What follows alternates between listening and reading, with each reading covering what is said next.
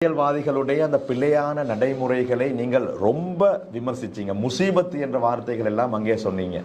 எனவேதான் ரணிலுக்கு சப்போர்ட் பண்ணுவது மிகப்பெரிய அமலாக பார்ப்பதாகவும் சொன்னீங்க நேற்றைய ஒரு மேடை பேச்சில். அமல் நான் செஞ்ச பெரிய அமல் தான் ரணில் விக்ரமசிங்கவுக்கு சப்போர்ட் பண்ணுவது. நாங்கள் நேற்றைய தினம் செய்தியாக அடித்திருந்தோம். உங்களை அறியாமல் சொன்னீர்களோ தெரியாது, பட் இருக்கின்றது சிறந்த அமல், அதாவது வணக்கம் அப்படி சொல்லல இருக்கின்றது. எடுங்க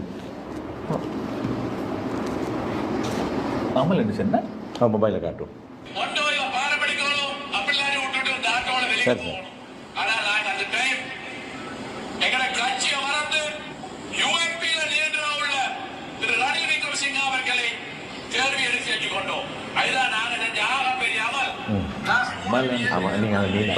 ஜனாதிபதி சட்டத்தரணி அலி சப்ரி அவர்கள் சமூகத்திலே ஒரு கௌரவமான ஒரு பிரஜையாக இருந்தவர். ஆனால் அரசியலுக்கு வந்ததற்கு பின்னால் அவருடைய மேடை பேச்சுக்களும் ரொம்பவே தர லோக்கலாக மாறியிருப்பதாகத்தான் சமூக வலைத்தளங்களிலே இளைஞர்கள் உங்களுக்கு எதிரான கொமெண்ட்களிலே போட்டு வருகிறார்கள்.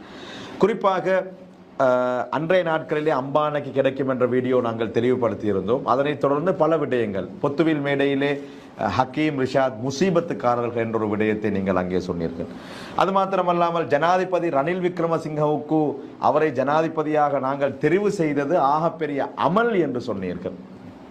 உங்களோடு இருக்கக்கூடிய அணியினரை பார்த்தால் ஹாஃபிஸ் நசீர் அகமது, ஜனாசாக்களை நாங்கள் எரிக்கவில்லை, பெட்டிகளை மாத்திரம்தான் எரித்தோம் என்ற அப்பட்டமான பொய் சொல்லி அந்த உறவினர்கள், எரிக்கப்பட்ட உறவினர்களை காயப்படுத்தியவர்.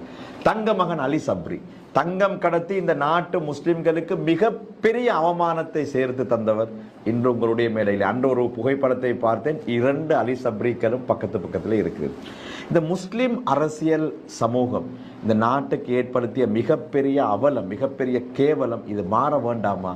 இதற்கான நடவடிக்கைகளை எதிர்காலத்தில் என்ன நாங்கள் செய்ய வேண்டும்? ஒரு சமூகமாக நீங்க உங்களுக்கு டிசைட் பண்ண சொல்லிக்கு அமல் என்று சொல்லி நான் அது அந்த எங்கட உலக்க பார்க்கையில் இல்லாம ஆக்ட்ன்ற மீனிங்ல எல்லாம் அதெல்லாம் இது வந்து ஒரு வணக்கமா சொல்லல, அது ஒரு செஞ்ச ஒரு ஆக்ட் ரெஸ்பெக்டபிள் ஒரு